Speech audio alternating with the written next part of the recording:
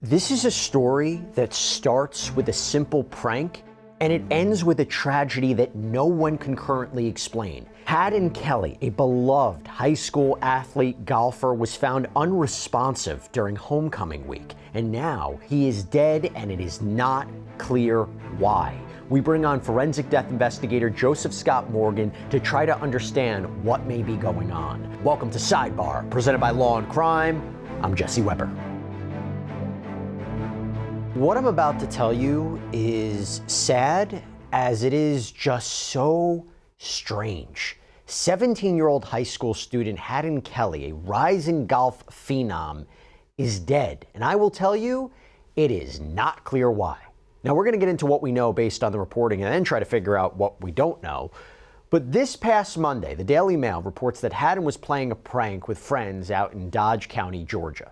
TPing a yard, throwing toilet paper all around, when all of a sudden it was reported a friend finds him unresponsive at 9 a.m., collapsed in this yard. And now Hadden is actually, by the way, the great nephew of the Dodge County coroner, Joe Smith. Smith told WGXA that this was part of homecoming activities, says it's not clear what happened, that Hadden reportedly died at the scene. Now his body has been sent for an autopsy. It is weird. It is really, really weird. We do not have a lot of details about what's going on here. Before we even get into what could have happened, I just want to take a second to tell you a little bit more about this guy, okay? This young man was a serious golfer. He worked at Dodge County Golf Club.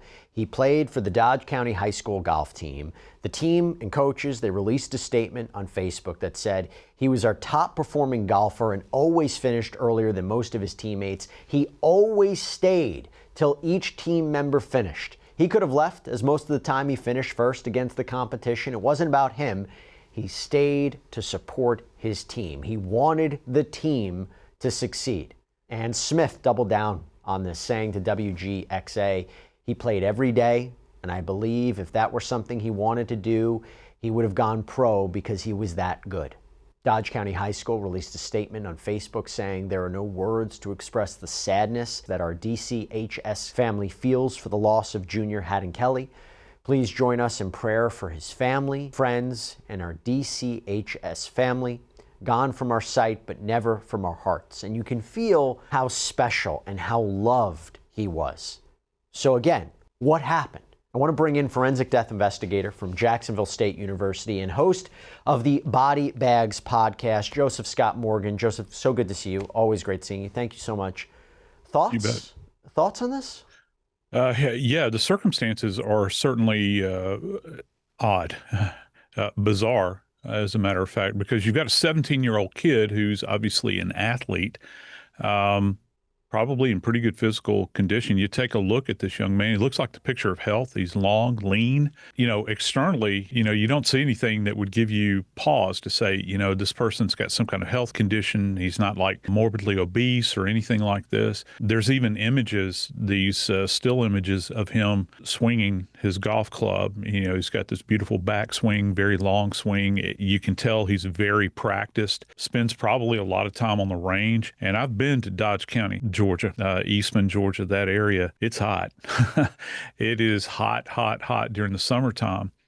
We've already made it through summer. He's been playing golf all summer. He's been in a couple of tournaments. I think my big question as a death investigator would be what kind of symptomology had he presented with? Because, you think about you're going to go out at 9 o'clock in the morning to go toilet paper homes, which back in my day, that was done at night. But again, part of homecoming festivities, apparently, according to the authorities. Did any of his friends see anything odd? Was he short of breath? Was he complaining of a headache, chest pains, nausea, particularly? Had he thrown up prior to them getting together? There's so much that we don't know at this point in time. And of course, the autopsy at this point in time, which I would imagine is being conducted by the state medical examiner's office in Georgia, it's going to be left pending unless they find some kind of physical anomaly that is so glaring or some kind of trauma, which we haven't heard anything about that yet. We're going to be waiting on examination of microscopic tissues, and we're going to be waiting on toxicology. How many times have you and I talked about toxicology over the years, Jesse?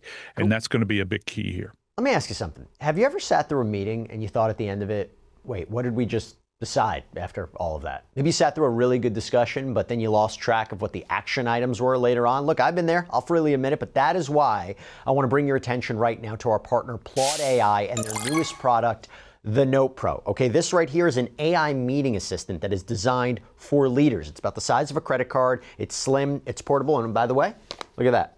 Goes right on the phone. So easy.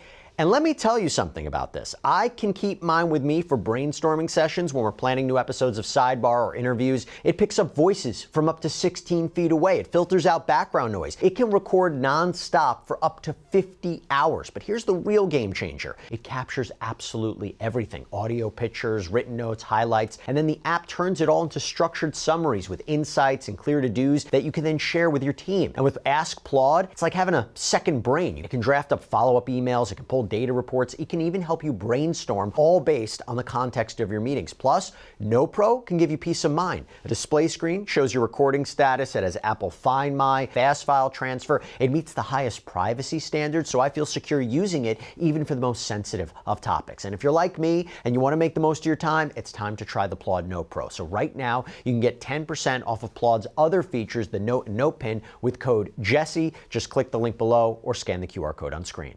So let's talk about the autopsy. So how does it work? What does the full examination look like? When you say pending, what do you mean? And when could we actually get results? Well, I think probably what's referred to as the gross dissection, which is where you have the remains in front of you. You do an external and an internal examination, and we refer to it as examining the body with the unaided eye, okay? And what that means is there any kind of diagnoses that the forensic pathologist can come up with? Like if they're taking a look at the heart, they would look at the valves in the heart, particularly with a young person, to see if there's any kind of malformation in the valves, wanting to know also things like, is the heart muscle atrophied in any way, kind of worn and weak? Is there wall thickening in the heart? That's a sign of hypertension many times. And of course, they're going to look for standard things like heart disease. You begin to think of a 17-year-old with heart disease. In my wildest dreams, I've been trying to think about this. Is he predisposed to some kind of genetic anomaly? And it's all going to center around the heart, I think probably around the brain as well. But that examination is not going to be complete until they can take those tissue samples that they recover at autopsy. Remember how I said with the unaided eye, and what they will do is they will fix those samples, place them onto a microscopic slide, and it's a histological examination. And the pathologist will actually sit in a microscope and take a look through the scope at the tissues as well. You'll have extensive tissue sampling throughout the body to try to understand this and to try to appreciate, is there something that has been missed developmentally? Because he's 17, Jesse. He's not that far removed from mom taking him to the pediatrician. Were there any indications early on? Is there something that they may have missed? One of the first things that came to mind for me, because he's kind of long and lean, I was thinking, well, is this kid suffering from Marfan syndrome, which is something we see with people that are really tall. They even think that, Abraham Lincoln may have had Marfan's. You get heart anomalies with that. And there's certain physical characteristics that you see, particularly with the fingers. And there are heart abnormalities that are associated with that. And I don't know that that's the case, but everything is going to be explored here. I think one of my big questions, I've heard a couple of things here that as far as the timeline goes, that are kind of interesting. I'd read one report where they said that he was deceased at the scene and found by a friend. And then the other was that he was removed from the scene and taken to the emergency room and pronounced there. I saw that mixed reporting too, yeah. Yeah, and I want to understand that timeline because, Jesse, that's very important when you're talking about something where you don't have obvious trauma. You have to understand what was going on with him. And also, when they found him, I want to know, was he just not breathing? Were there any color changes in his body? And the reason I say that, there's one obvious thing that you can kind of look at and see if somebody is in what's referred to as congestive failure. It essentially goes from like the nipple line up to the top of the head. The people will actually take on kind of a dark purplish color, and that's an indication of congestive failure. You've got a problem with your heart, your lungs. You're not processing like you should be. So there's so much here to explore. And as a death investigator, I got to tell you, I'm going to be asking some very specific questions. I want to know what what he had ingested that morning, because 17-year-olds just don't fall over deceased. We hear about them in the news. Do you know why we hear about them? It's the same reason we're talking right now. It just doesn't happen. That's what puts it on the radar. It's such an anomaly. I want to know if he's taken on any kind of supplements in the morning. I want to know if maybe he's on an energy drink. That could play into it. You never know. 9 o'clock in the morning, you're running around the neighborhood, you're TPing houses and this sort of thing. You're with your buddies. Anything that he might have had in his system, of course, that's all going to come back relative to toxicology. And they will also be looking, I imagine, for allergies and toxins as well. I imagine if that's so clear to determine, based either on toxicology reports or a preliminary examination.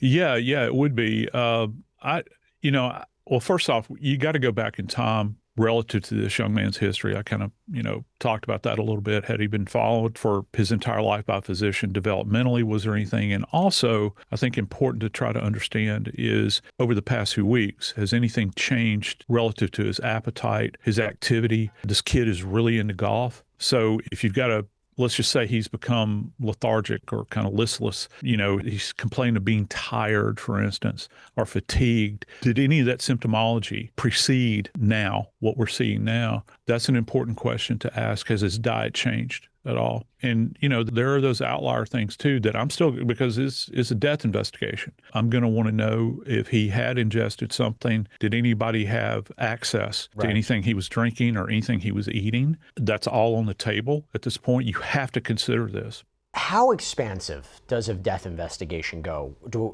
Would your job be looking at interviews or interviewing people that were around him that day, days leading up? Would it be looking at surveillance footage? I mean, how extensive does it go? Oh, my Lord. Yeah, it's going to be dense. Particularly the data is going to be dense, particularly in a case like this, because you're, when you and I cover cases that are involving very specific trauma, Jesse, we've got some pretty obvious answers there. You're literally starting out with bupkis here. You don't have anything as far as detailed physical information or medical information about lifestyle and all those things. So you're having to build out a case. And I'm not talking about from a police standpoint. I'm talking about from my community as the medical legal authorities. You mentioned his great uncle is the coroner. Well, he's part of that machinery, as far as involving himself in the death investigation. You're going to go back, you're going to go to his treating physicians, if he has a family physician that he's been visiting. I'm sure with every single kid that I'm aware of that is going into a sport, okay, you have to have a medical examination. What was found there? Is it something that they were doing every single year? And what did that consist of? I'm going to interview all of his friends, particularly those that were either traveling in a vehicle with him, that had spent time with him that morning. Of course, you got to go back to the parents. A real fantastic snapshot is the last 24 hours before he was found unconscious or deceased in that yard. I want to know what was going on with him prior to all of that. What had occurred relative to interactions with people, complaints of illness, those sorts of things. All that stuff's going to have to be unpacked. And this is going to be a very involved investigation. When will the public, and more importantly, when will his family get answers as to what happened? It's going to be a slow rollout with talks unless they can talk to the GBI, who would be handling this case, the Georgia Bureau of Investigation, because the state medical examiner is housed within that organization. If they can get toxicology bumped up to the front of the line, because everybody's going to be curious about that. If they are not seeing anything with the unaided eye and they're just kind of going into this investigation, wanting to know what was going on at a chemical level, were there any toxins, were there any drugs? You talked about allergies. I think that's going to be very important. Allergic reactions, things of this nature. They're going to have to consider every bit of that data. And this case in particular, it would not surprise me, Jesse, to see them get maybe a cardiologist involved in it, as a consult, to have them take a look at the heart. Also, perhaps a neuropathologist, if they suspect anything was going on with the brain, they'll bring in that consultation because they want to make sure that all the boxes are ticked here. Because you get one shot at it. You get one shot at, doing it right the first time, and that's it. And so they're going to cover a lot of territory with this. Before we wrap things up, a little inside baseball. So I helped to write a lot of these episodes for Sidebar. I wrote today's, and as I was writing it, I barely could find information about this. There were like a few articles, they were repeating a lot of the same information, bare bones information. Is it strange to you we don't have a lot of information right now? No indication about what happened? It's like this was a beloved athlete. He was doing a prank. He's dead. Well, that's all we know. Like, there's no further explanation. Is that strange to you? Not necessarily. However, I think that it has to grab the appetite of the media in particular. The closest large city to this location is essentially Macon. You go down to Macon, Georgia, and they've got multiple news outlets there. There's a pretty prominent newspaper there, I think the Macon Telegraph. I would keep my eye on those news feeds to see if this elicits any kind of reaction from the news media there in that area, because they could really do a deep dive. And I think it's really important because, look, we've got a 17-year-old high school student, Jesse, that is deceased. I think that that's valuable information to try to understand and educate the public about what's going on here, because I don't know if I'm a parent, and we've got a very healthy, robust young man that is now passed on. I want to know, is there anything I need to be worried about relative to the safety of my child, just trying to understand behaviors that were going on. They're all associated with this. Yeah, there's kind of a silence right here, right now. I would think that reporters that occupy that space down there in middle Georgia, that they would really get on the phone and get on the street, go out there and ask questions, talk to the kids that he went to school with, talk to the teachers, talk to the coaches, and really ask the GBI the direct questions, as well as his uncle, the coroner's office in Dodge County, Georgia. Well, I just hope that whoever is investigating this and analyzing this is as thorough and well-researched and experienced as you, because you are a gem, Joseph. Thank you so much for coming on and explaining what we should be thinking about. You bet, Jesse. My pleasure. Really, yeah, of course, really sad case. You can check Joseph out on Body Bags. Thank you again, my friend. Appreciate it. You bet. And that's all we have for you right now here on Sidebar, everybody. Thank you so much for joining us. And as always, please subscribe on YouTube, Apple Podcasts, Spotify, wherever you get your podcasts. You can follow me on X or Instagram. I'm Jesse Weber. I'll speak to you next time.